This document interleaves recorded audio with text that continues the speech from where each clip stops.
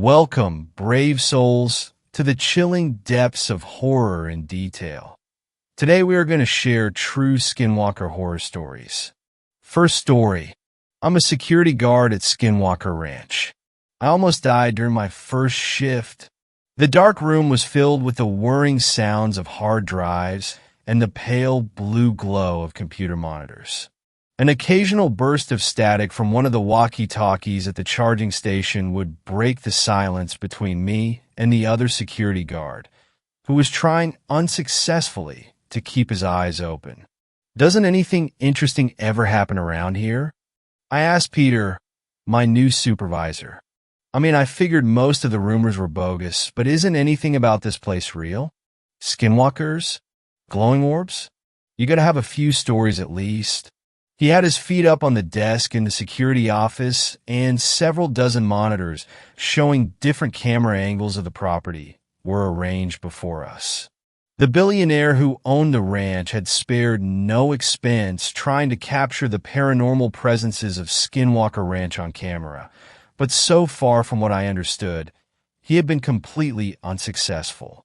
"You watched one too many History Channel specials, kid," he said, barely opening his eyes to look at me.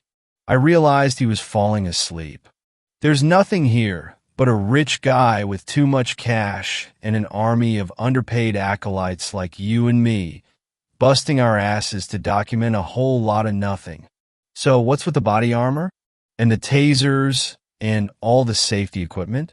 I'm surprised they don't have us packing heat with all this stuff we have strapped to us. We look like SWAT officers," which was completely ridiculous considering our job descriptions mostly involved eating box lunches and trying not to bore ourselves to death. "Dude, shut up and quit asking so many questions. One day the old man will get wise that E.T. ain't coming. But until then, just enjoy the gravy train, okay?" I grunted in agreement and sat watching the monitors as Peter began to snore. Looking at the time, I saw it was past 3 a.m. Only another 4 hours until the morning shift arrived. But this was the hardest time of night to stay awake. I needed another cup of coffee or I would soon be asleep like Peter, and at least one of us had to keep an eye out for the boss. There was no way of knowing when the old eccentric billionaire would come wandering over for a look at the video feeds, and to make sure his hired goons were bright-eyed and bushy-tailed. He'd been known to pop in for surprise visits. Since I needed the job and couldn't afford to lose it, I decided a fresh cup of coffee was in order. I snuck out of the security office and went into the adjoining room where a single-serve coffee machine was plugged in on a counter beside a mini fridge. Yawning, I stuck a pot in and snapped the mechanism closed, pressing the button for a large coffee. The machine began to chug and click and gurgle before spitting out some hot, steaming black brew. Taking the cup with me back into the security office, I was unsurprised to find Peter still snoring. I blew on my coffee and sat back down, looking at the monitors with forced open eyes. Something caught my attention on the monitor to my right. The barn door was swinging open, slapping against the adjoining wall in the strong wind. It wasn't open before. "Peter, wake up. Why is the barn door open?" I had to shake him a few times and ask him the question again, but eventually he blinked his eyes open long enough to peer at the monitor. "Bossman's probably out there polishing the ATVs or something. Why do you care? If there was a perimeter breach, it would have set off an alarm. Cleaning the four-wheelers at 3 a.m.? Why would he do that?" Peter opened his eyes up all the way. "Yeah, you're right. It could be a test. He likes to do that sometimes to make sure we're not sleeping on the job. You go out there, newbie. I'll stay here and watch the feeds." He put his helmet over his eyes, and I could hear him resume, snoring a moment later. If it was the boss out there, I wasn't going to cover for Peter, I thought to myself. This guy was useless. It seemed like he didn't know the first thing about property protection or security procedures. I was worried if something really did happen, he'd be useless or would do more harm than good in a crisis. But luckily we were on a farm out in the middle of nowhere. Besides, nothing bad ever happened at Skinwalker Ranch, despite its reputation. Or so I thought. As I made my way out through the hallways of the farmhouse, which had been converted into a makeshift security compound, I found myself feeling nervous. Something about this wasn't right. The idea that the boss was out in the barn at 3 a.m., testing our preparedness, didn't jive with me. But I suppose it was possible. Stepping out into the cool night air, I looked across the driveway at the barn, not more than 100 yards away. The noise of the untethered door banging against the wood could be heard loudly now, and sounded to my ears like an omen of evil. A fat orange moon hung low in the sky, its awful gravity pulling me towards the blood-red building. I found myself standing before the open door, the smell of hay wafting out from inside. Close the door and go back to the security office, I thought suddenly. Whatever you do, don't step foot inside that barn. It's cursed. It's evil. Stay out.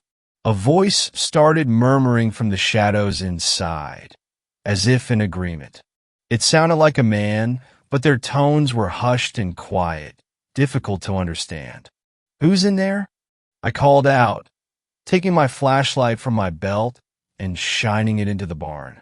No one answered, and the mumbling, chanting voice continued. "Peter, come in," I said into the radio. But as soon as the words escaped my lips, the walkie-talkie made a painful, high-pitched squeal of feedback, then clicked loudly and was dead. "Hello," I said again into the useless device. There was no response, and I had no way of knowing if he'd heard me or not. It's probably just the boss trying to catch us slacking off, I thought to myself, considering what Peter had said earlier. I would simply go inside and turn on the light. Then the rich owner would give me a pat on the back for my prompt action and response to the practice scenario. With that thought firmly in mind, I entered the barn, my heart pounding. My body knew what my mind had not yet realized, that I was in terrible danger.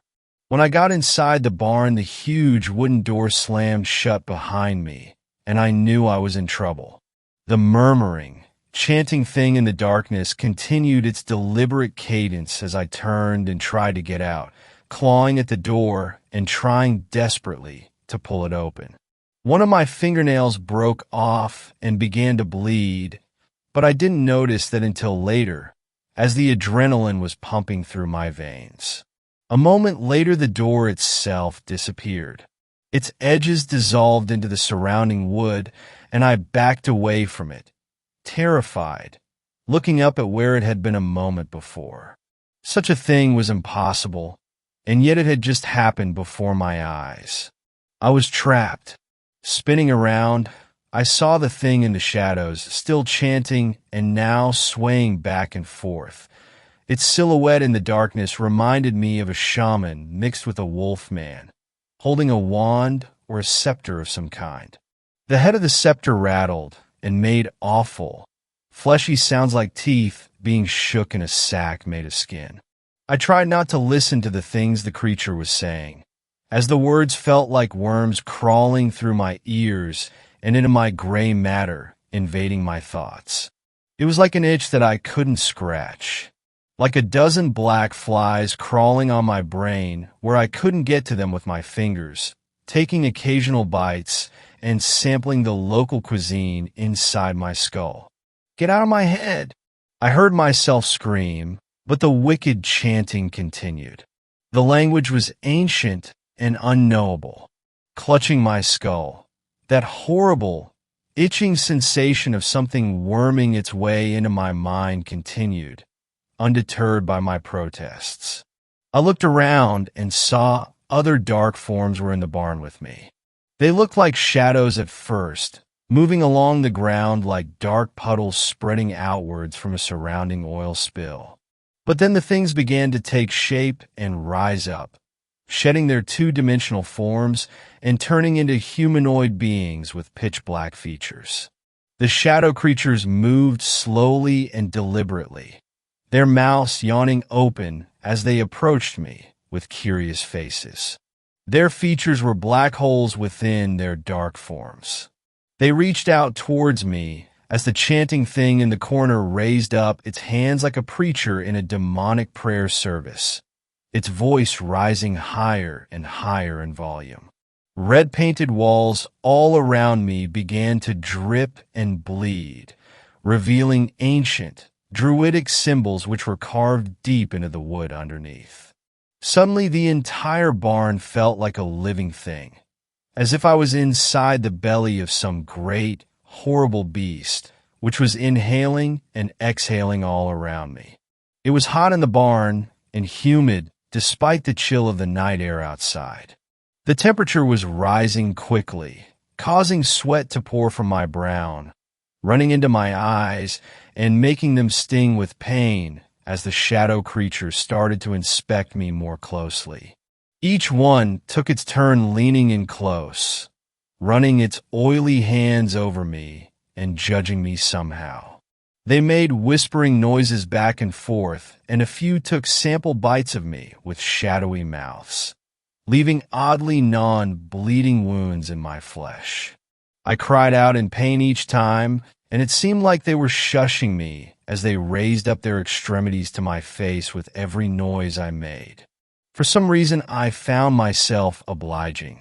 Finally, one of them seemed to settle on taking me for themselves, as the chatter between the shadow creatures stopped, and it smiled broadly, looking pleased with itself. The creature resembled a black panther about to pounce as it leaned in towards me. It looked as if it was preparing to dive into my mouth to make a home inside my body permanently, when the huge wooden barn door, which had previously vanished, crashed in behind me. Glaring spotlights filled the space, and I looked around to see the shadow things were dispersing. The shaman creature in the corner, who had been chanting in wicked tones, made a circular motion with his wand, and a dark hole appeared in the wall, which he proceeded to exit through. It disappeared a second later, closing tightly behind him. Looking around, I saw the barn around me was no longer painted bright red. It was old and run down, dilapidated and out of use. The ceiling was broken and sagging, revealing stars through a gaping hole up above. "What the hell are you doing in here, kid?" one of the security guards was asking me. "You're not supposed to be in here. Nobody's allowed in this building. It's not safe." But Peter told me to go check it out. He was sleeping. I never told you to go in here. I haven't even seen you since you disappeared earlier," said Peter, stepping out from behind the other guard. "You're lucky these guys came to check in here after hearing you screaming. This building is off limits. Can't you see it's ready to fall down any second? But I was with you just 10 minutes ago. You said dash. Don't put words in my mouth, kid. And don't make up stories. I didn't tell you to do anything. I turned around and you were gone. I figured you went home, to be honest. Thought maybe this job wasn't for you." I stuttered, unsure what to say or how to respond to this. I was sure Peter had told me to go out to the barn to check it out. Was I remembering it wrong? Was I really that tired? Or had I been spending my shift with an imposter? How was I supposed to know what was true? "Looks like we might have a 278, said one of the guards nervously. "The Skinwalkers are back." "Don't talk about them," snapped the supervisor. "You know the rules. You talk about them, and that's when they show up. Everybody get inside now. Buddy protocols. You need to go to the bathroom. Take your buddy with you. You know the rules, Peter. We got a code black by the sounds of it." Everyone drew their weapons, and I saw these other guards had guns with odd, futuristic attachments on the barrels, strange, translucent white pieces that looked like oversized silencers. I hadn't seen any of these people when I arrived for the first half of my training shift. It turned out they lived on the property and were paid handsomely to be on call to respond to any events as they occurred. You guys gotta be kidding. Skinwalkers? Really, my supervisor asked as we hustled inside. Peter looked unimpressed by all that was happening, and I realized that he didn't believe in anything supernatural. He was a die-hard skeptic of such things. Guys, come on, he said dryly. This is complete paranoia. The kid just had a panic attack or something. You don't really believe in this stuff, do you? Quiet. One of the heavily armored guards snarled at him. You don't know shit about what happens in this place. You've only been here a month. The boss should have known better than to let you train the new guy. He could have gotten himself killed. I felt queasy and numb all over when he said that, realizing it was true. If they hadn't arrived when they did, who knew what might have happened? Peter didn't say another word. Instead, he just made an annoyed sound and followed the rest of us as the formation began moving towards the door to the farmhouse. He stayed back a little ways, as if in protest. Just as we were about to enter the house, I heard him stop from a few yards away, muttering to himself.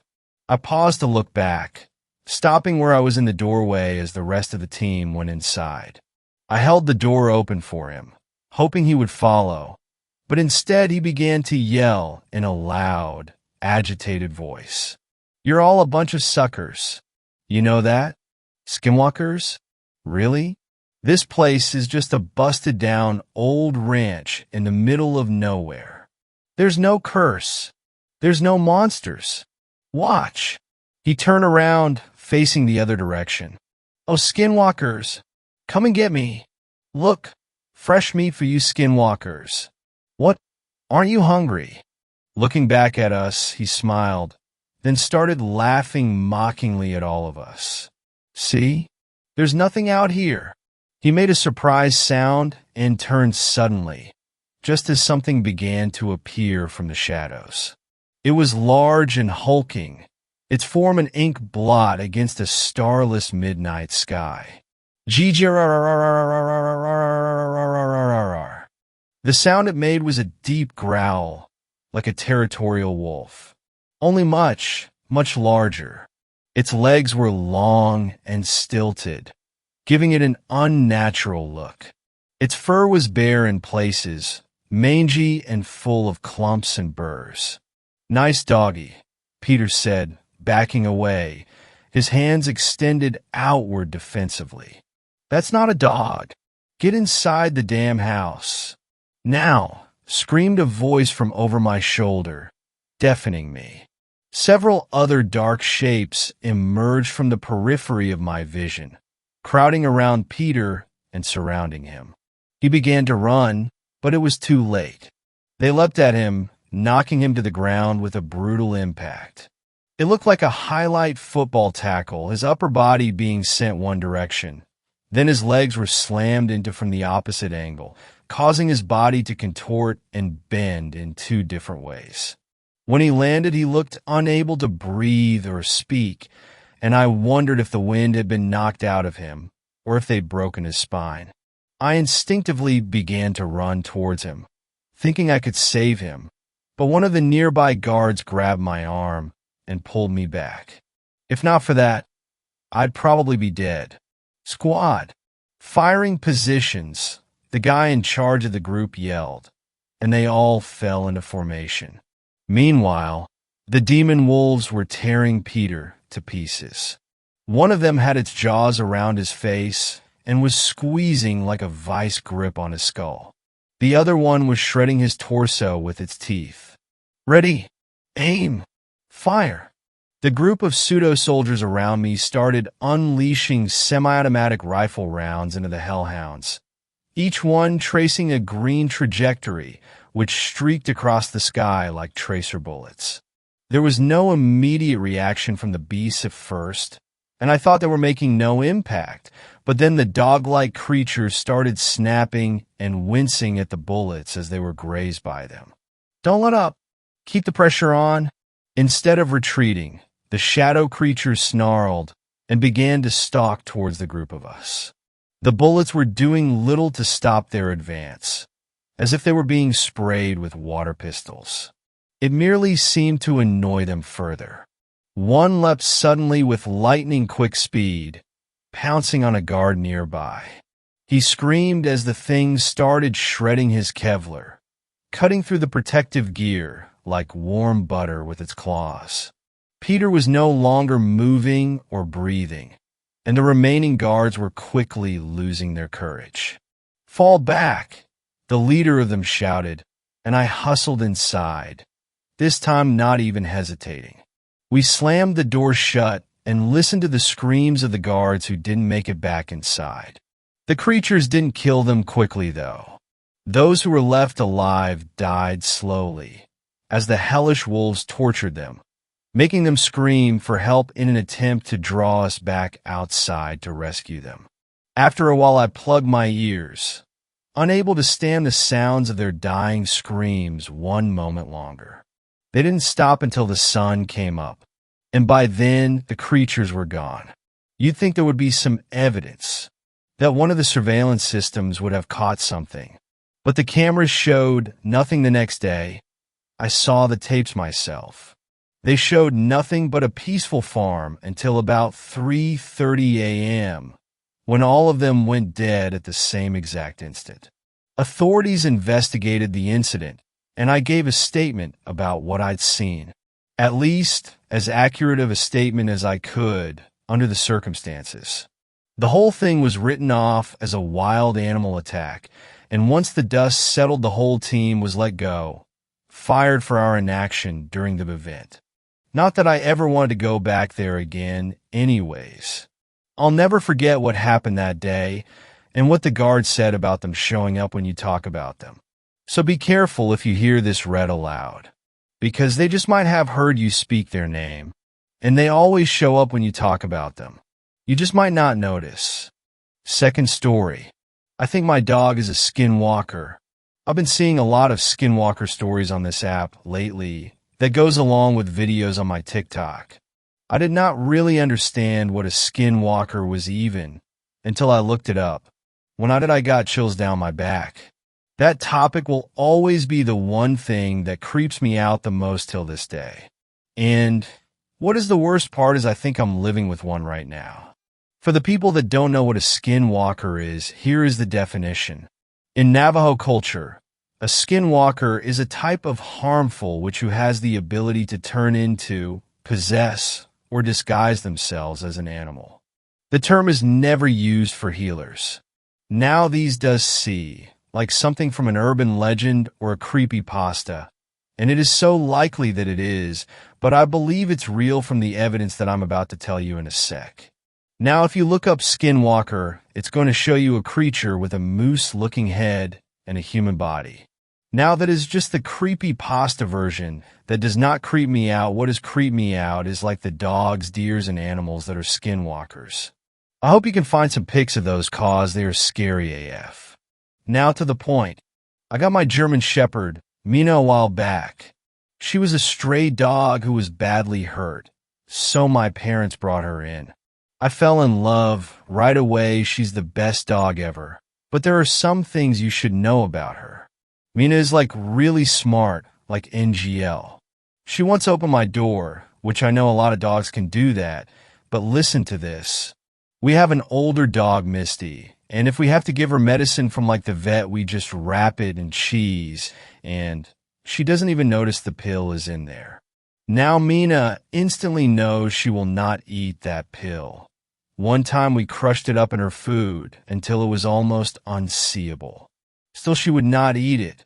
Now, this is not foolproof, cause German Shepherds have a really good sense of smell, but listen to this. This is where the story gets scary. I was sitting on my couch watching horror movies, falling asleep. I could barely keep my eyes open. I was almost asleep when I heard a door open and shut. My eyes slightly opened to see a figure walking stumbly and slowly towards me. I thought it was just my mom, or I was imagining things cause I was almost asleep. Now this part of the story does not even seem real. I still wonder to this day if it was real. As the figure got closer, instantly recognized it. It was Mina. I swear to God, Mina was on her back legs walking towards me. My heart started to race. I told myself I was just dreaming. Now Mina did not do anything but stare at me. Then her eyes started to grow a bright red as her form changed from dog to just a shadow, then back to Mina. Then she walked away. The next morning I woke up and told my mom about everything. OFC, she did not believe me, and you probably do not either. Even though it doesn't seem real, I swear it was. Now, if you ever talk about skinwalkers to me, I will leave the room. Sometimes out of nowhere, the images of Mina's glowing red come back to me, and I've never let Mina in my room or around me since. Third story. Skinwalkers need friends too. Northern Canada would get so cold in the winter that it was almost impossible for cars to function. So, my family became very skilled hunters. We would have a hearty meal of deer or rabbit every night, and we learned to grow vegetables indoors for a little bit of freshness in our Viking-like diet. I was around 15 when I first started to hunt alone, and I was 18 when this happened. It was early in the morning, and I was tracking rabbits. I had found a nice spot near a rabbit den and bundled up, gun raised, ready to shoot. Something fell off, though. It took a minute before I realized the forest was dead quiet. No chickadees, no coyotes howling, no wind. Nothing. It was as if all the creatures in the wild disappeared. As weird as it was, I paid no mind to it and chalked it up to being too cold for animals to be out and about, though that didn't explain the lack of wind and no leaves rustling. I lay in the snow for another 16 minutes before giving up and deciding to set off a different location. Just as I slung my gun over my shoulder, I glanced to the side and froze. A large black dog stood around 10 feet away from me. The dog had on a collar, so I assumed it was tamed. But the nearest house was an hour away, and it made no sense that a dog would be out here. "Are you lost, boy?" I asked casually, not at the time taking into account how wrong it was for a dog to be all the way out here. "Is your owner here?" The dog just stared. Its eyes were milky, and I felt as if they were boring into my skull. I approached the dog and held my hand out for it to sniff it. The dog didn't move, it didn't flinch, and its tail didn't wag. I drew my hand back and rummaged through my coat pocket. I pulled out a piece of deer jerky my father had steamed during the week. I snapped it in half and offered the piece to the dog. It took the piece in its teeth before swallowing it whole. I laughed nervously as the dog licked its chaps. "Hungry, huh? What are you doing out here?" I knelt down and stroked the dog's head. Its coat was freezing, like the dog had frostbite or fell in a river, but somehow wasn't wet. Its milky white eyes stared into me still. At the time I assumed it was cataracts. A bark came from the left of me, and both me and the dog turned to look. An entire pack of dogs stood in the clearing, all with milky white eyes and black fur. Chills ran down my spine, but still, being a stupid teenager, I just thought it was just a trait of that breed. The dog looked back at me and licked my hand with a tongue that felt like ice before running over to the group. I watched as the pack moved on. The largest dog's eyes lingered on me before following the others.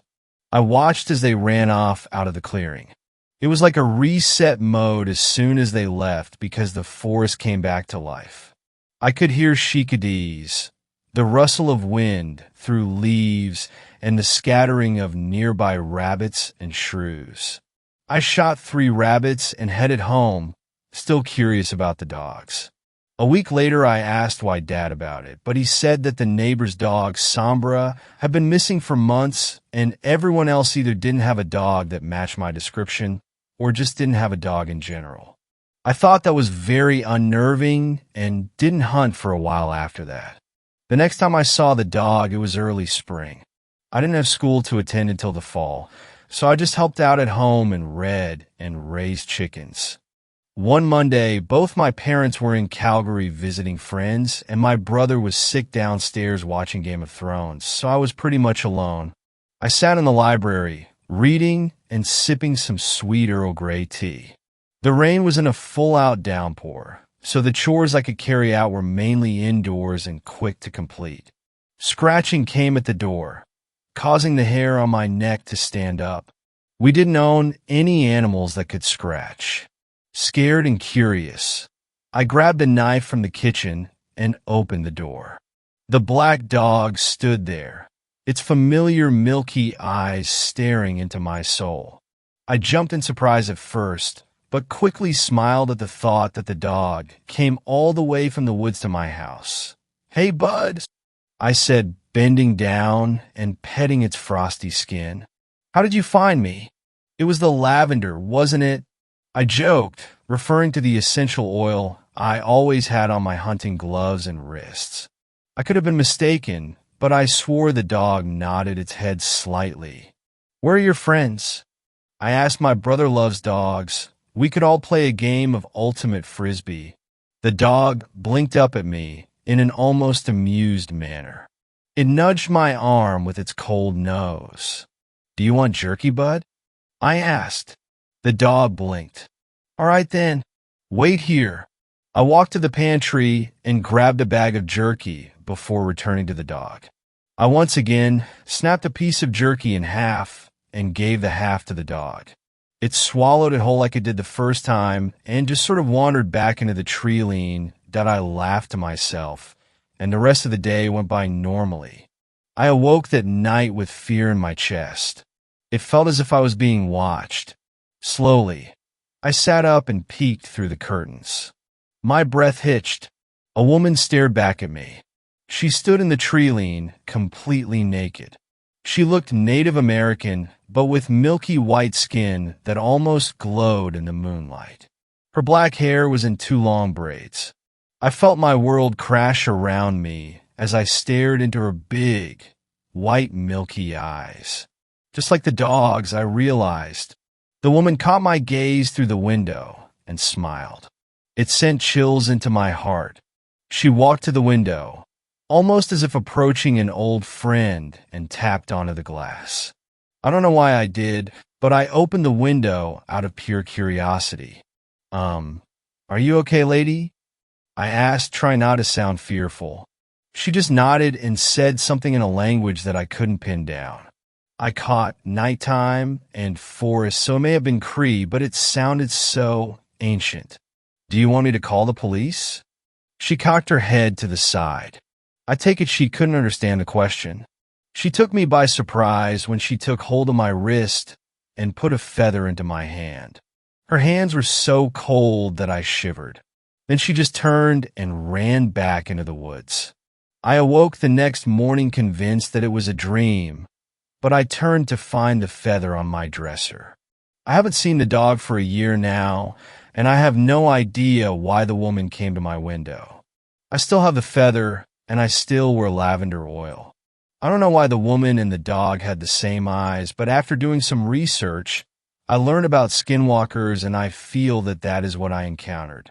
But they weren't malevolent in any way, and I never felt threatened, only a bit uneasy and cold. And I don't know if this is related in any way, but I often find little presents on my windowsill like rabbit skin, and my parents are curious why dead owls keep appearing on the porch. Fourth story. I think I encountered a skinwalker. I've always been a bit of a skeptic, ever since I was a kid. Scary stories don't faze me. Horror games never frighten me. And whenever I hear something weird at night, I instantly assume it's something normal. An animal, or just the house settling. Despite this, something very unsettling happened to me the other day, and I'm really not sure what to make of it. I think it's the first time in years I've been genuinely frightened. I live in a forested area in the U.S. Me and my girlfriend live in a large cabin, and although there are roads nearby, our nearest neighbors are at least a kilometer away. We also have 2 cats, one of which sleeps in the bedroom with us, whilst the other often goes out at night, and does whatever cats do when they're out of sight. Anyway, I like to stay up late at night and sleep late into the morning, whereas my girlfriend's an early bird. It was about 1 in the morning, and I was watching crappy TV in the living room whilst my girlfriend slept in the bedroom. I was beginning to grow tired when I heard something outside, near the cat flap.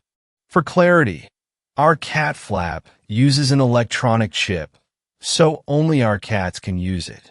I assumed it was just one of the cats coming into or leaving the house, and I ignored it.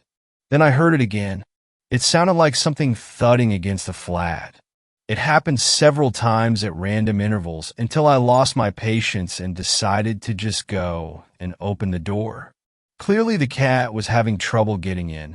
I never thought about it at the time, but this was weird because we feed our cats well, and they're very lean rather than chubby.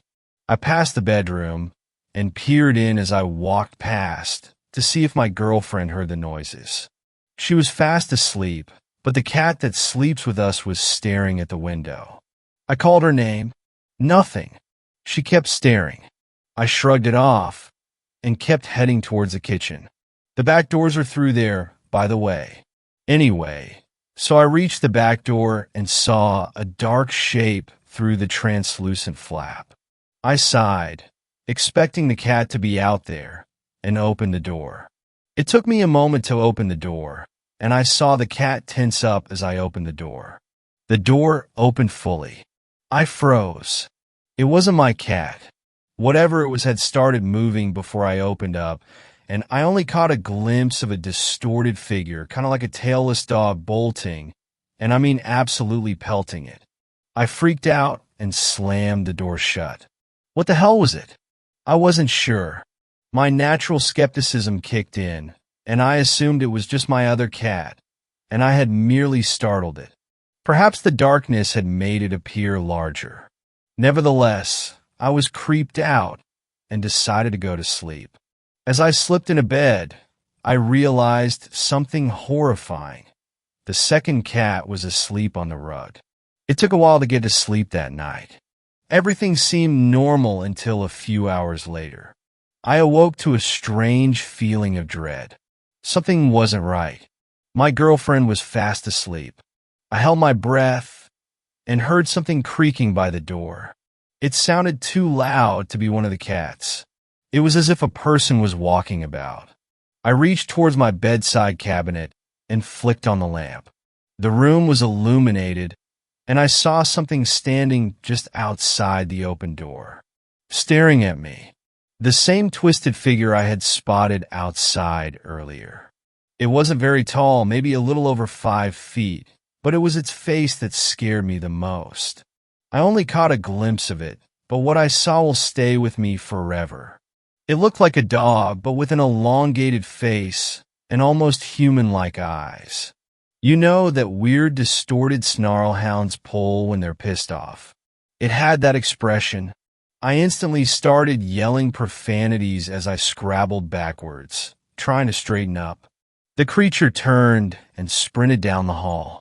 I heard it dash outside and go past the window behind us just above the headboard. I managed to look out as my girlfriend started to panic as she woke up fully. We both caught a glimpse of whatever the hell this thing was as it dashed off into the woods near our home. Grabbing my trusty shotgun from beneath the bed, as well as a couple rounds from the ammunition box that sits next to it, I ran out of the room in my underwear and rounded into the kitchen. The door was open. I'd forgotten to lock it when I saw the thing originally. I haven't seen it since, and we still live in our cabin, but I've bought sturdy locks for all of the main doors and windows in the house, and always check the exit points at night. I also go to bed a bit earlier than I used to, so I'm asleep when the freaks of the night start to wake up. I've read a bunch of forums, and the only thing I can compare it to, based on what I saw, is a skinwalker. If you know anything about these things, please let me know. Fifth story. How to outsmart a skinwalker. If you're reading this, congratulations, I am probably dead or worse. My name is Daniel, and I own quite a bit of land up in the Appalachian Mountains, left to me by my great aunt. So far, in the years I've lived here, paranormal and downright disturbing things have happened to me here. People told me to just leave or report it like I've never done that before. To them, I'm just the young guy that went crazy a little too early. It bothers me that normal people have no idea what goes on up here, all alone. My first encounter with them, I didn't know how to deal with them. Heck, I didn't even know what they were called until recently. It's important, or at least it's important to me, that some of the tricks I've learned throughout the 3 years I've lived up here could be of use to somebody. My second, or maybe third time I was stalked by a skinwalker, it felt like I was walking in circles. I had a trail camera with an SD card pretty deep in the woods. But when I tried to walk back to my cabin, I kept passing the camera. I was effectively walking in circles. This went on for hours. The sun was setting soon, and I was quite thirsty at the time, I remember. I sat up against the tree my camera was mounted on and started softly crying.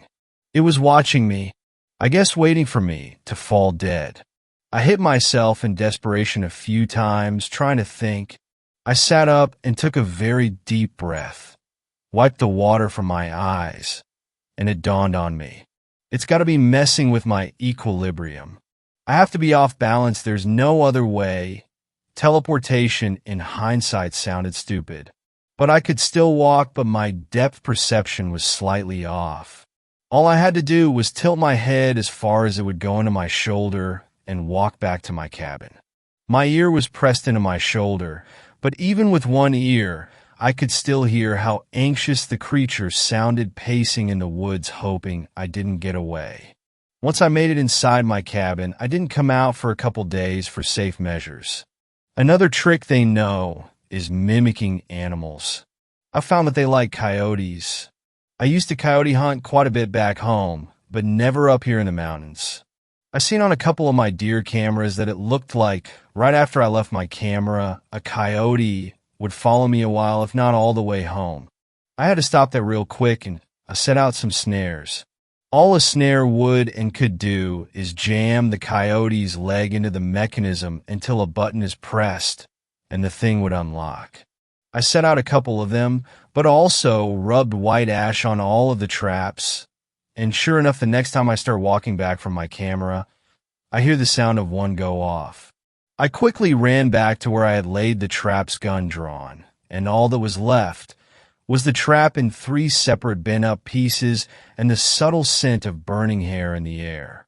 Every time I checked the camera after that, a coyote with a nasty burn scar on its leg would stop where the camera was mounted and turn around and walk back into the brush. And lastly, do not engage in any type of combat with them. Warding them off is one thing, but actively hunting them is a mistake. I wish I would have known that sooner. I had 2 buddies back in town I used to tell my stories to. Alcohol loosens the lips. Their names were James and Cole. I'm pretty sure they were cousins, but I never asked. Thinking about it now, I wish I would have gotten to know them better. Long story short, they're dead and I'm dying. This morning they came and pounded in my door, insisting we hunt these skinwalkers. I told them it was a very bad idea, but they even took the liberty of buying silver bullets. They told me how much they cost, but I can't remember right now. I finally caved, and we prepared all day. We first started making a large amount of white ash, cleaning our guns. Heck, they even packed MREs and special high-dollar spotlights. We set off right as the sun went down. We weren't 3 hours in when disaster struck. We're all sitting around a tree. I could tell these skinwalkers were watching us. They're all around us. Multiple. I'm frantically scanning everything with my spotlight, not even realizing Cole wasn't with us anymore. I asked James where he was, but he didn't seem nervous at all and told me he may have had to pee. I turned back to face my front, and there I see Cole. He's a good distance out, but something wasn't right. He was contorting in ways a human could never. I started to turn around to ask James what we should do, but halfway around, I heard James' guttural-sounding breathing, like his lungs were filling with blood. I couldn't stand to be there anymore and booked it back to the cabin. The forest seemed like it was laughing at me in my desperation to run home. I knocked my flashlight running, and it was slowly getting dimmer and dimmer. I eventually had to ditch it and use some of the flares Cole and James bought. I pulled the top off and struck it against a tree, and the red flame lit up the surrounding forest. There were so many of them. 10, 20, probably more, but as luck would have it, they never attacked me. I could see the cabin and flung the door open and shut it behind me. I ran for the upstairs bedroom and quickly got into the old wooden closet where I am typing this. I don't hear them, but they're outside my house. Unfortunately, I did end up getting clawed or maybe bitten. It's not a terrible wound, but it's bleeding black. If you can send help, please do. I really need it this time. Fifth story. My boyfriend brought a Skinwalker to my house. Yenad Dash. Natalie, I swear to God, if you say that word, I'll kick you out of my car and leave you on the side of the road, Haley threatened. Yinald Lushii is what I was trying to say to my friend Haley. In case you don't know what that is, that's the Navajo name for a skinwalker. I just found this out not too long ago, too. Skinwalkers are an interesting Navajo legend. Basically, they're like shapeshifters. I know a lot of people who live out in the secluded countryside that have claimed to see them. I personally never saw one before. Not until my idiot boyfriend brought one to my house. Now, before my boyfriend told me about his Skinwalker stalker, I had always teased Haley about them. We would drive through secluded areas at night, just for the thrill of what lies in the darkness. But she wasn't a fan when I brought them up in her car. I'd make comments about them just to freak her out. Haley, what if we saw a deer standing on its hind legs in the field next to us? What if you saw yourself sprinting behind the car in the rearview mirror right now? Despite my teasing, I really did believe in skinwalkers. I've always believed in legends and supernatural beings like that, and it was interesting to learn about, not that I really did that much deep diving into the subject. But what I did learn freaked me out. You would think that would keep me from making jokes about it in prime skinwalker territory, but not all of us have that much common sense. I'm not the only one, though. Like I had mentioned before, I don't believe my jokes are what brought one to my house. You see, my boyfriend lives out in the countryside with lots of open space around him. He's always mentioned how he felt like something was stalking him out there, watching as he moved from his car to the house. He always kind of assumed it was some type of freaky animal. His suspicions were confirmed, but it wasn't exactly what he thought it was. According to him, he saw a skinwalker in the field when he came home from my place one night. Gavin, come on. You didn't see a skinwalker. Nat, I'm telling you, most animals aren't that tall. And their eyes don't glow green. How much sleep did you get? He gave me a disapproving look. His claim was that the night before, when he got home, he saw a tall, looming creature watching him from the tree line with bright green and glowing eyes. Now, like I said, I do believe in skinwalkers, but my boyfriend also doesn't get much sleep, so of course I figured he was hallucinating something watching him. I wasn't hallucinating. There was a skinwalker at my place, and I saw him, and I literally almost pissed my pants. I promise, I wasn't imagining anything. I caved in and told him I believe him, and as long as he didn't conjure one up at my place, that's all that mattered to me. Then we went to bed and never saw any skinwalkers again. That should have been the happy ending of this story, right? Nope. I really didn't think about it the next day. I mean, I live in a pretty busy area. It's not exactly where you would think most skinwalkers reside, but maybe some have a preference for bigger cities. More people to stalk, I guess. Throughout the day, I had been cleaning the house, getting it ready for the week ahead. Since I work close to 40 hours a week, I really don't have much time to clean, so I basically just do it when I can. Time flew by, and at 8:40 p.m. all I had to do was take out the trash. It's around the time of year where night falls pretty early, so I had to take the trash out in the dark. Normally, that wouldn't really bother me, but because of my boyfriend's little tale that I happened to remember at that moment, it freaked me out. Just a little bit, not enough to piss my pants like some other people. When I stepped outside and heard a low growl, maybe that was closer to pissing my pants territory. My neighbors do have a little pit bull that they leave chained up outside, ridiculous, so I just blamed the noise on him. That's the most reasonable explanation, and to keep myself from freaking out, I had to stay reasonable. Then I saw the eyes. Not pit bull eyes. Not any dog's eyes. Nothing even remotely close to a normal animal or even human. And they weren't even green, so at least my boyfriend's Skinwalker stayed behind. All I could see in the darkness of my neighbor's yard was two glowing red eyes. Maybe this was a good time to piss my pants, and God only knows I was close. I've always heard the term fight or flight, and I figured I would be a flight type of girl. I was right. I threw the bags on the ground and basically flung my body back to the front door, frantically trying to turn the knob to get it to open. I heard twigs break under someone's steps, and that's when I pissed my pants. I guess I am more of a baby than my boyfriend after all. The door slammed loudly behind me, but nothing could mask the growling noise I heard from the other side of the glass. Because it was so dark, I really couldn't make out more than a silhouette, but the silhouette was enough to make me go from pissing myself to shitting myself. The outline looked sort of fuzzy, like it had some type of hair on its body. The worst part were its eyes. Somehow they were even brighter than they were before, a piercing and sinister red. I had already locked the knob. Thank God I formed that habit. But I needed to find my keys to fully lock the door. I didn't want to take my eyes off of whatever was on the other side of that glass, but I knew I had to. It had to be tonight that my keys weren't hanging on the hook where I usually kept them. I'll remember this the next time I toss them on my desk.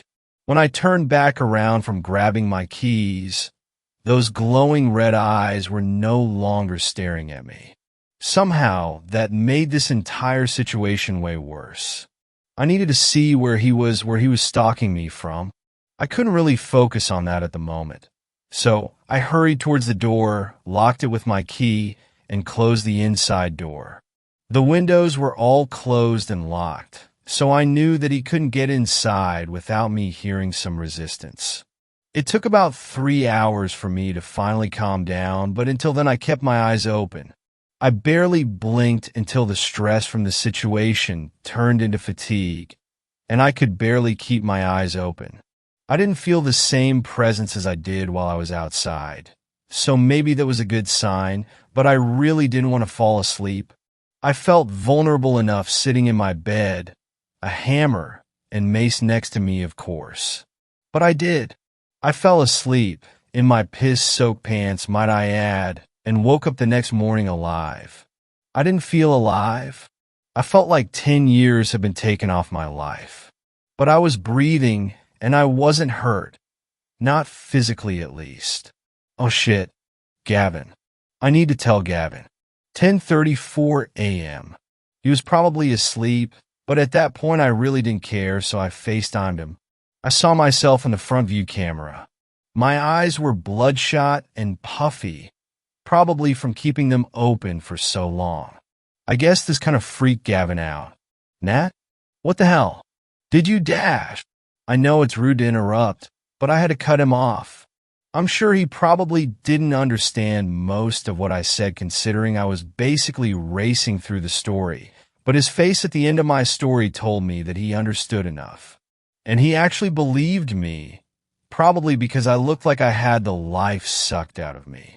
I haven't felt the presence of that thing since that night, and it's been 2 nights since I saw those red eyes outside my door, but I have a feeling it isn't going to leave me alone forever. I just hope that next time I'll be prepared, even though it's pretty hard to prepare for a Skinwalker attack. But if I do get attacked, blame my idiot boyfriend, since he basically summoned it to my front door. Maybe I'll get him to kill it for me. 6th story. I think my wife is a Skinwalker. My wife and I just recently welcomed my sweet daughter into this world, but I got a bad feeling she may not be as sweet as she seems to be to me. But to understand why I'd say that about my own daughter, I need to give a little backstory to the situation. We haven't been married very long, as it's not really frowned upon to marry soon in my family. But when we were first dating and staying with my parents, we slept in their living room, and when we woke up one morning, I noticed the door was still unlocked, but I was always sure to keep it locked. I never really noticed anything else, though. I never saw any handprints on the door or windows. I never saw anything out of the ordinary at all that would be a telltale sign of an intruder. I brought it up to my dad, so he took me to his office to check the CCTV monitor. No one had approached the house all night. In fact, everything was eerily still except for a very large cat that would always hang out in their yard. That cat had been around for a long time, though. We always thought maybe it was a neighbor's cat because we lived out in the back country of Texas and there were other people out in the woods. But growing up there, I did actually notice a lot of things that scared the shit out of me. I once saw my cat, Salem, shape-shifting right in front of my eyes when my little cousin and I were playing soldiers near the woods. One of the old men down the road would tell us stories of a panther that would kill people's horses, but I wondered if it was really my shape-shifting cat or something. My dad also told me a story of a man that lived on our land before we did that killed his daughter's bus driver for what she said he did to her one day when she came home crying. And he would see the ghost of that dad standing over him when he slept with a blood-stained shirt and evil radiating from his eyes. And of course, countless other stories of all sorts of things that go bump in the night. None of that really seemed related to that night. I noticed the door was unlocked. However, since then I've noticed a lot of things are different about her than she used to be. But nothing too extreme, just minor things that only people really close to her would know. Like she started wearing makeup when she never really liked it before. And what she liked to eat changed. But I didn't really know how to explain it. I had only known her a few months and only had to ask what she liked to eat so few times for dates and family gatherings. Every time I tried to talk to her about it or ask her if something was wrong, she shot it down. So I just had to deal with the fact that maybe I was just discovering her for who she really is. I got used to it. It wasn't a big deal after all. Like I said, it wasn't anything major, and she still seemed like the girl I loved. And like I said, we had only been dating for a few months at the time. She Aslo started calling me Delicious, which wasn't really a pet name we had used before. I tried to ignore how uncomfortable her tone was when she used it. It was probably just sexual anyway. More recently, I've noticed odd smells originating from under our house when I'm out working around the yard. I've also noticed a greater number of flies and carrion birds. I was hoping a lost dog or some large rodent had just crawled under there and died. But one day, I found the promise ring I had given her that she said she lost before we even moved to this house. It looked extremely old now and caked with mud. I started nosing under the house near where the ring was laying, and I found a large indentation on the earth, as if something was laying there but had been moved. Soon after that day, she surprised me with the news that we were going to be parents, and I've been so excited at first until I realized something. I just knew my initial suspicions were proven true when she got pregnant. You see, my wife warned me right away not to expect children because of an accident she had when she was small. She was infertile. 7th story. The Skinwalkers of Wisconsin. It was a weekend. I was out hunting in the northern forests of Wisconsin. I was walking through the woods. It was near dark when I came across a clearing. It couldn't have been more than 50 feet in diameter. Then I saw it. The largest buck I had ever seen. I then laid down on my stomach and pointed my rifle at its heart. The buck must have heard me as it looked in my direction, but it didn't see me, so it went back to grazing in the field. As I pulled the trigger of my rifle, A large branch snapped behind, and I thought I saw a wolf running off beside me, causing me to flinch and miss my shot, hitting the buck in the side of the torso as the buck let out a scream. I know I had hit something important as its side was gushing blood. It still ran, but I knew it would die at some point soon from its wound. I just had to follow the blood as it ran. I followed the blood trail for a few minutes before coming across a much larger clearing, at least 300 feet in diameter, and I saw movement at the other end of the clearing. Thinking it was the buck, I got back onto my stomach and chest and aimed my scope at the movement to see what it was, seeing a wolf eating the buck. I was disappointed the wolf had killed the buck before I could, but I just watched it, in awe by the cruelty yet beauty of nature. But then I saw something. Was that a hand where the wolf's paw should be?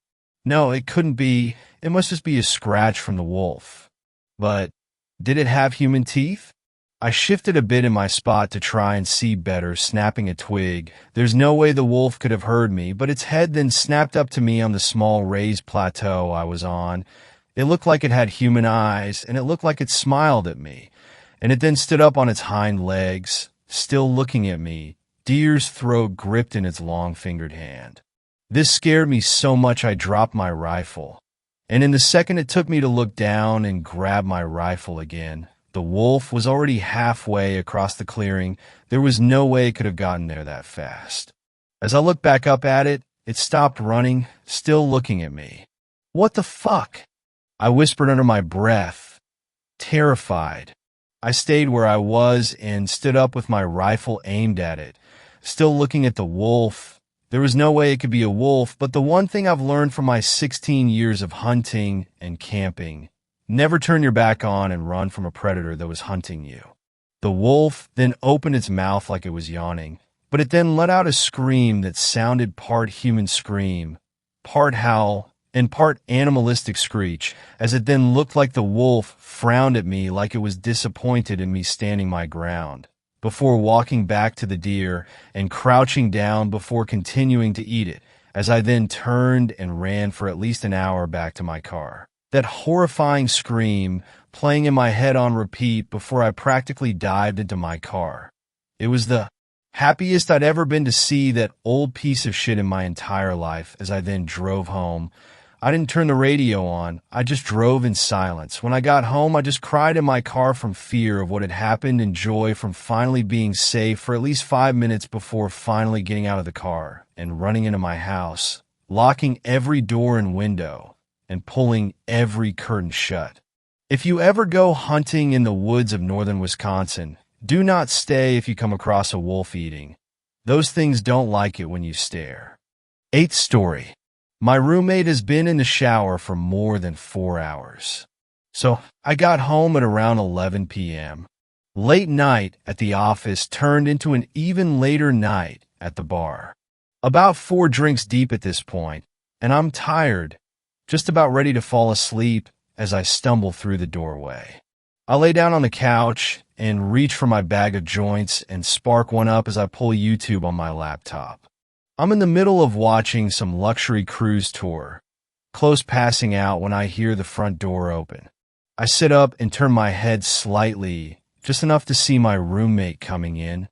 He hangs his jacket in the closet and doesn't say anything and walks slowly to his room, which is normal enough. I've been living with him for about 3 months, long enough for me to pick up on most of his tendencies. The guy really doesn't talk unless spoken to, which was far from a problem for me. He also generally kept things clean on his end, never causing much in the way of problems. I really couldn't complain. So I go back to watching YouTube, and about 5 minutes later I hear the shower in his room turning on. Once again, nothing strange. At this point, I'm watching bare-knuckle boxing highlights with my eyes half open, maybe 1 or 2 minutes away from passing out. I remembering waking up in darkness, my head hurting, my throat dry as hell. I sat up slowly, waiting for the grogginess to settle into something manageable. Once it did, I grabbed my phone, checked the time. Around 3:30 a.m. from what I remember. I was starving, and so I got up, began walking towards the fridge. And then I noticed it, a soft but ever-present noise in the background. It took me a few seconds to really recognize what it was. The shower. Suddenly, the events of last night began replaying in my head. Drinking at the bar, Ubering home, laptop, couch. My roommate coming home, the shower turning on. I stood there for a while trying to make sense of it. Maybe he went to bed and forgot to turn it off. I shook my head. There's no way that happened, I thought. Maybe he slipped and fell?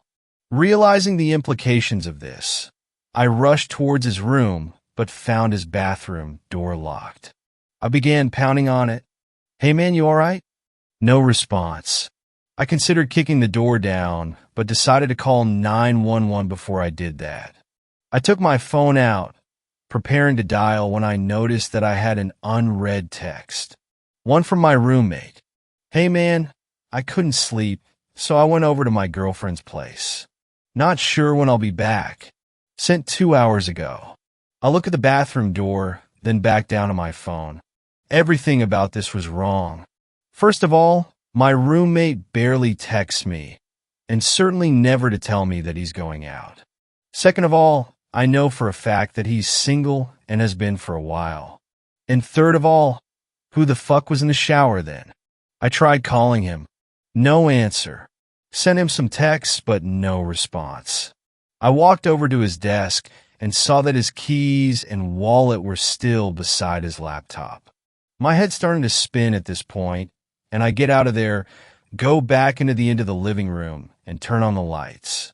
I'm pacing around in a circle, trying to follow the plot while also trying to ignore the shower, a noise that I never could have imagined being so dreadful in any context. Sometime later, I hear something vibrating on the kitchen counter. I move towards it and see that it's a phone. My roommate's phone. The panic begins setting in, and immediately I grab my keys and run out of the apartment. I make my way down the hall and take the stairs down to the lobby, but even that doesn't seem far enough away, and so I make my way over to the McDonald's across the street. I sit there for a while, considering calling the cops, but for some reason feeling too nervous to do so.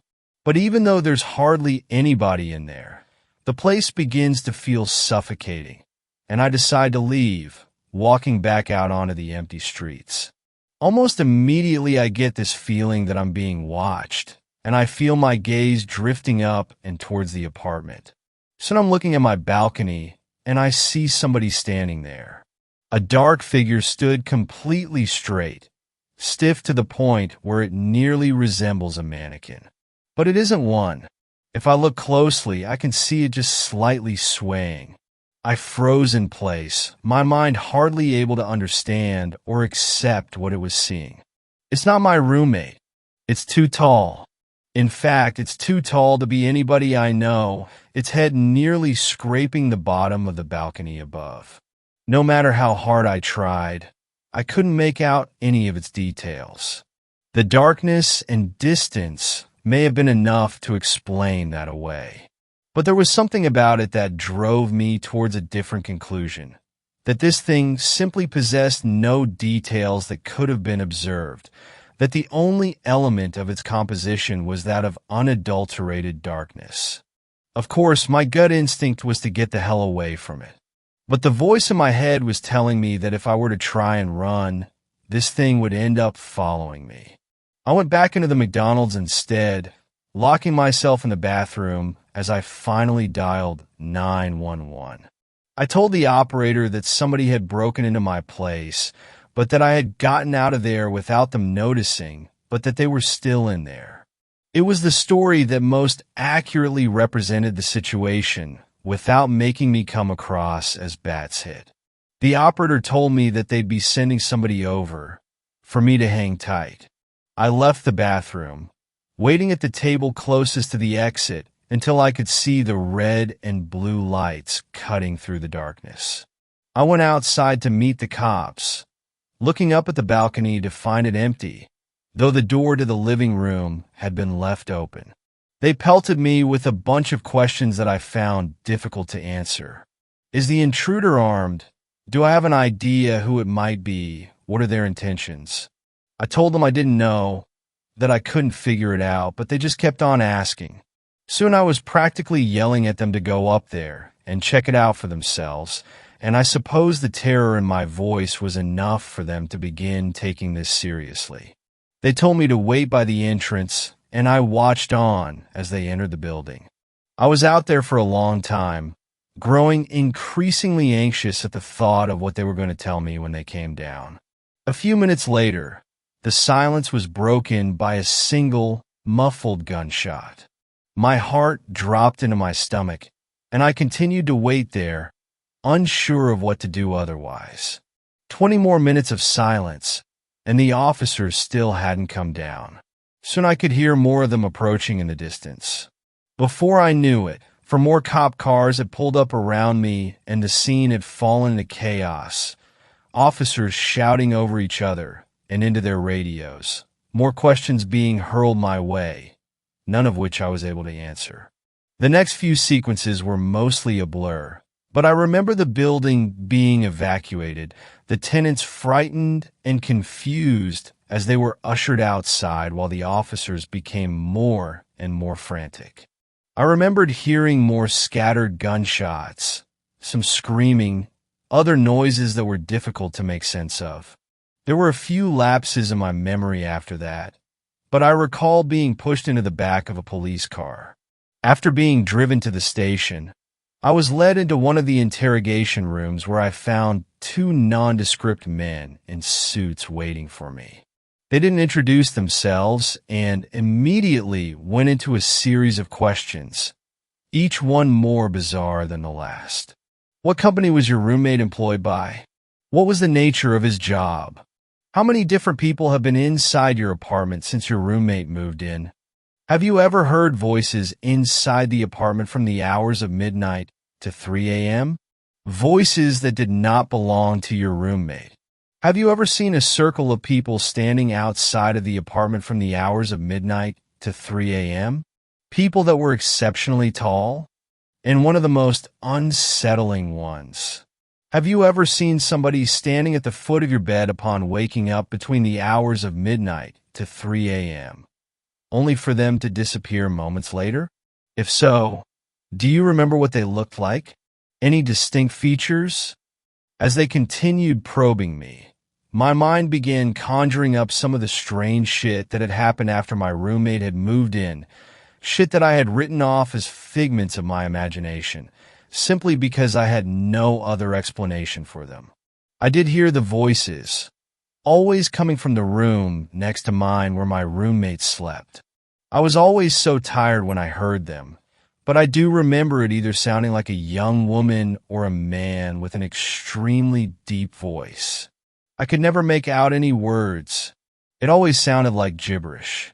And then there was that one time where I went to the bathroom in the middle of the night. Still half asleep, I didn't bother turning the lights on as I entered. But as my eyes began adjusting to the dark, I could have sworn that somebody was already sitting on the toilet. Somebody extremely tall. Of course, when I turned on the lights, nothing was there. It was easy to chalk it up as a product of late-night drowsiness at the time, and I had never really thought about it since. After doing my best to give them useful information, the suits spent a good few minutes taking notes on their phones. Once they were done, they sat up quickly, told me that they'd be in touch before leaving the room. A cop came in a few minutes later and told me that since I couldn't return to the apartment, they would set me up in a nearby hotel until they were able to get the situation under control, and that I should stay put until they gave me a call. What happened? I asked him. What did you guys find up there? He stared at me for a long time, not as if he were deep in thought, but as if he held deep aversion for what he was considering telling me. Eventually, he just shook his head. I don't know, he said. I really don't know. I nodded. Tried to smile, though I'm sure it didn't come across very well. It's the next day now, and I'm in the hotel. Of course I couldn't sleep. Couldn't really eat. The officer hasn't called me yet. When I try searching up information about the evacuation on the internet, all I can find are articles claiming that it was due to a fire. Ninth story. There's a skinwalker in my neighborhood. I had heard of skinwalkers before, but always just assumed they were the Native American version of werewolves, so I never gave them much thought.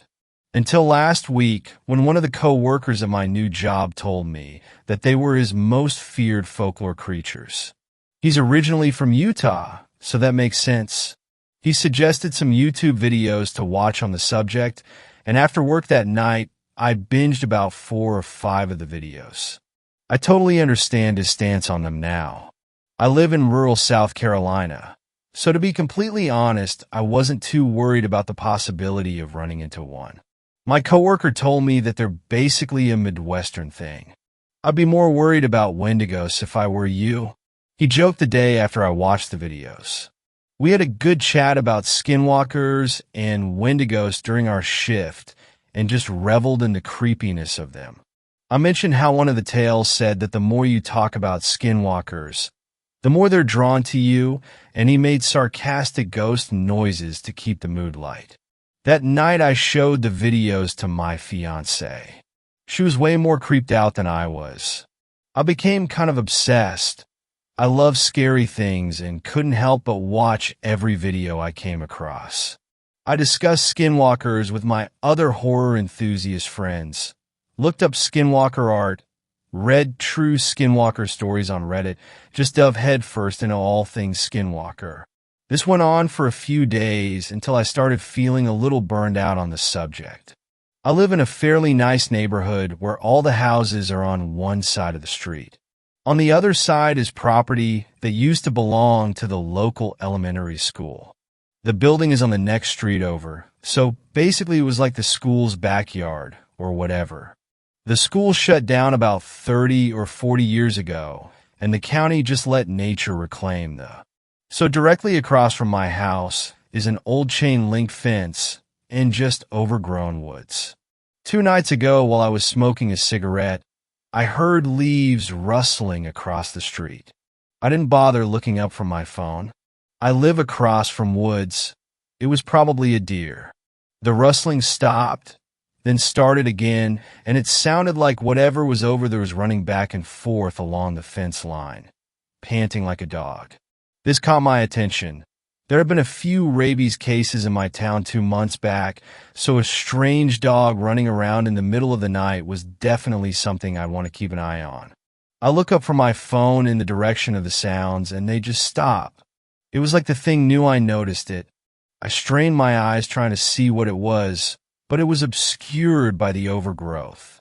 I didn't look away, must have stared at the spot for at least a minute. It didn't make another sound, didn't move again, so I knew it was still there. A chill ran down my spine, and I began thinking of every Skinwalker video I had watched over the last week, and I felt sick to my stomach. I quickly put out my cigarette and went inside. The next morning, I took my dog out for a short walk. She's a pug zoo named Honey and is like my child. Me and my fiancé taught her that pee-pee popo means it's time to go outside to potty. It's the cutest thing. Anyway, this particular morning, I take her out to the front yard to do her business. She pees and then walks around sniffing for about 5 minutes before walking to the side of the street and sitting down. She's never done this before, so I was a little annoyed. I tugged on her leash lightly and tried to coax her back toward the house. "Come on, honey. Gotta poo-poo." She didn't budge. This dog could be stubborn sometimes, but this was something else. She tugged back against the leash and just stared across the street, sniffing the air occasionally. It was then that I realized she was staring at the exact spot that I heard the thing the night before. I got goosebumps, and I quickly picked her up and began walking back to the house. As I got closer, I noticed something on the ground by my front steps. It was one of the Halloween decorations my fiancé had hung up on our house. Plastic black roses with plastic eyeballs and spiders on them. The stems were wire so they can be wrapped around things to keep them secured.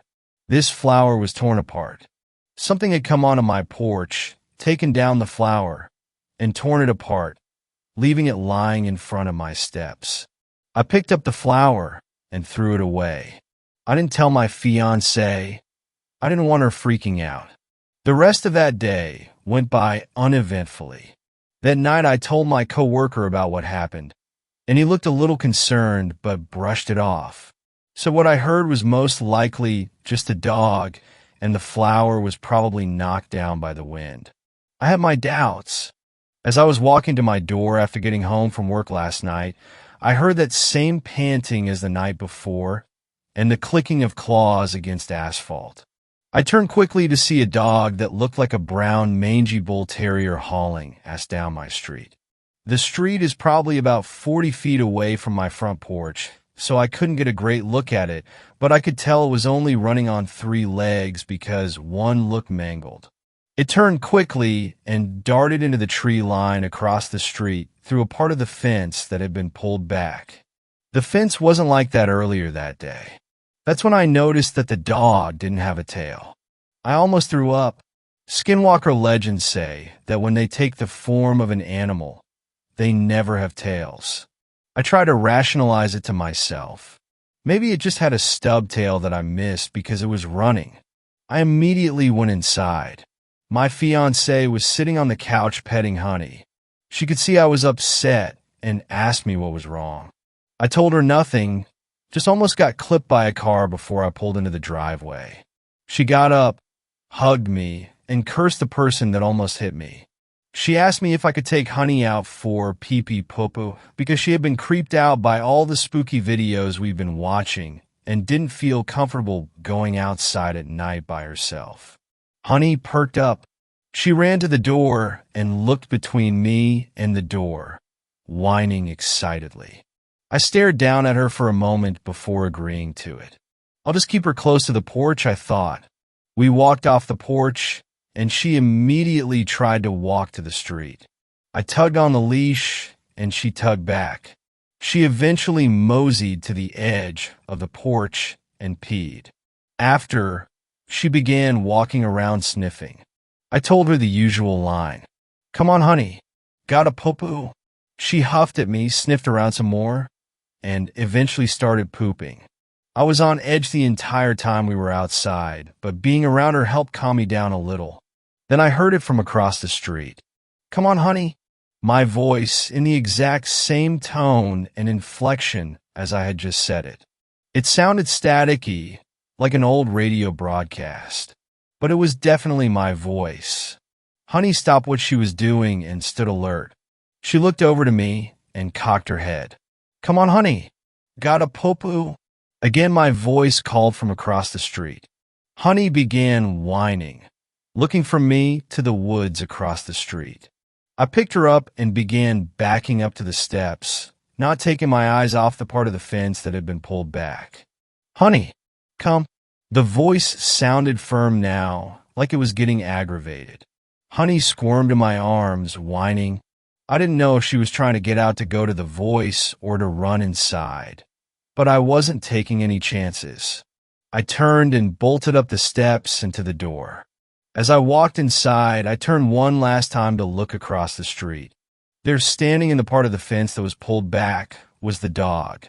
Its eyes were glowing a dull orange, and it had its teeth bared. The face was all wrong, like someone had taken a distortion tool and just dragged around random features. Once again, I didn't tell my fiancée. Stupid horror movie cliche shit, I know, but I really don't want her losing her shit. I just told her there's a strange dog running around the neighborhood, so to not take Honey out at night.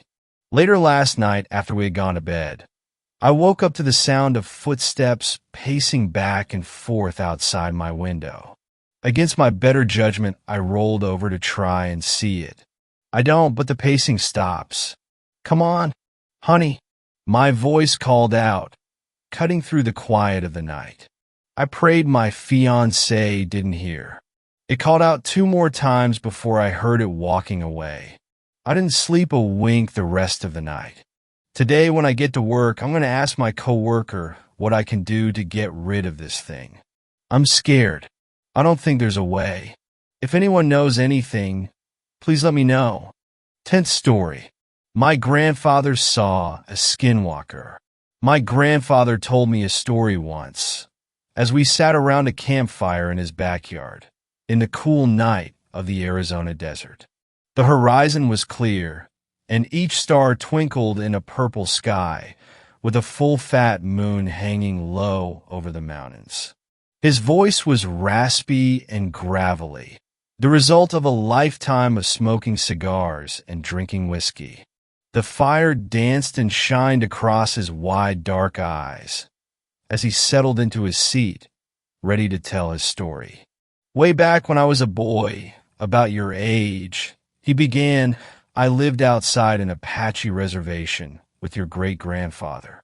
He had returned from the war and set about raising horses and cattle on 100-acre ranch settled between a brambly mountainside, with dirt good for growing thorn brush and not much else. One night, my mother was sick, and Pa and I took a trip into town about 50 miles away, straight through a dry desert, over a washed-out creek and some old abandoned farmsteads. The fire sparked and a log cracked, jolting me out of the story. What next? I asked. Settle down, boy. You'll hear soon enough. Pa and I were driving in an old Ford pickup truck. I remember it was dark out, inky and thick, with only the lights of our old truck lighting up the road. I remember, too, when the engine began to sputter and the truck slowed to a jerky stop. God damn it, Pa said, guiding the Ford to the side of the road as it coasted to a halt. Stay here, son, as he stepped out into the darkness, shutting the door with a heavy thud. My window was down, and the cool desert air was breezy and felt good on my hot face and neck. Pa was getting water from the back to cool the engine, and that's when I smelled it. Rotten eggs. Strange, I thought, to smell sulfur in the desert. My nose also picked up carrion, like one of them dead, bloated cattle that would drop from the heat and lay there until the crows pecked enough holes in their hide to cause the whole thing to explode. It stunk and I gagged. My skin started to tingle too, the back of my neck felt itchy, and my face started to get hot. The wind stopped blowing and hung still and heavy, with the stink filling the cab. Pa, I called. Pa, PA. No answer. My heart started beating, and I felt such a fear in me, in my bones, in my chest, boy. I tell you, I never felt fear like this. Not until Vietnam. Not until I saw men dying around me. I locked the door and reached over for my pa door and saw a shadow bound across the road, through both dim beams of light, across the partly open domed hood. Grandfather paused. He spit a fat wad of tobacco spit off to his side, and he looked pensively into the darkness. I realized I was holding my breath and gasped for air. The night was cool, but I was sweating and clammy. Well, what happened? What about your father? What did you see? He sighed, a creature. He shook his head. You have to understand, there were legends, older than the rock cairns out in the valley, older still than Crazy Horse and Sitting Bull, than the old Indian chiefs and their shamans. The Apache and Hapa and Cherokee and all them old tribes and First Peoples, they told tales, old stories about dark Injun magic, a deal made with the old spirits of blood sacrifice to gain power, old power, enough to fight each other and the Spaniards, and later the white men that came for their land and women. They called them. He paused. Grandfather took a deep breath and bodied forward into his tale. Across the fire and the sky, the desert, the creek, the moon, the sun, and old mountains, he bodied forward. They called them skinwalkers, shape changers, old warriors resurrected as skinless men, all sinew and muscle, walking on deer legs, with the torso of a man and the head of a coyote, but messed up, boy, long and malformed snouts, teeth like a Bowie knife, long arms, and standing 7 foot even hunched over. They'd gut the old cowboys and white riders. They'd run through bullets and sabers, part the Spanish armor like it was a potato sack. Wily, too, they could change their voice to match a person you knew or might know. Boy, that's what I saw. Big and fast, only for a second it ran across the road. Gray and mottled, muscle flexing under its legs, hooves clomping on the road, stringy, muscled, hunched shoulders. And it turned, looked right into the cab, looked right into my eyes, and I swear, boy, I swear it grinned at me. I sank into my seat, in shock, in fear, shaking. I knew death was near. The air was electric. I smelled ozone and brimstone. The air felt like right before the lightning comes and blows a tree to smithereens. Charged and full with power. I yelled for my pa, but no words came out, just a dry squeak. I was shaking as grandfather told his story. He was still here, so I know he lived, but the supernatural always fascinated me, and even now I felt the force of his words. The real power of skinwalkers was trickery. Sure, they could change their voices, but also their skin. That's why the gods took their hide. So they could take others. Not for long, the legends say. Maybe an hour, before the soul of the skin they wore would come looking for their mortal shell before going to whatever hell awaited them. Though I think that getting skinned alive was hell enough.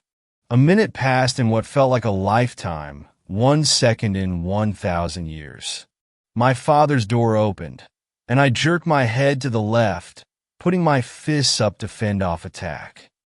"Son, it's me," my father said before climbing into the cab. He grasped the steering wheel and pulled himself in awkwardly, jerking himself into the seat. I cringed into the corner. I looked at him. I looked hard. "Boy, your great-grandfather was a good man, treated me and my ma right. He fought the Nazis and saw the worst of man in Poland when he freed all them camps. And now I was taking his measure. Is this my father? Do I make a run or do I die? Is it him or not? Let's go get that medicine for your ma," as he pulled the truck into gear and pulled it out onto the road, and our trip resumed. I guess it was him after all. But how did you know? Was it because he said something about your mom? No, boy, I knew, because out the window, out the corner of my eye, I seen that beast running 50 miles an hour right next to the car, looking at me with them yellow eyes and grinning mouth.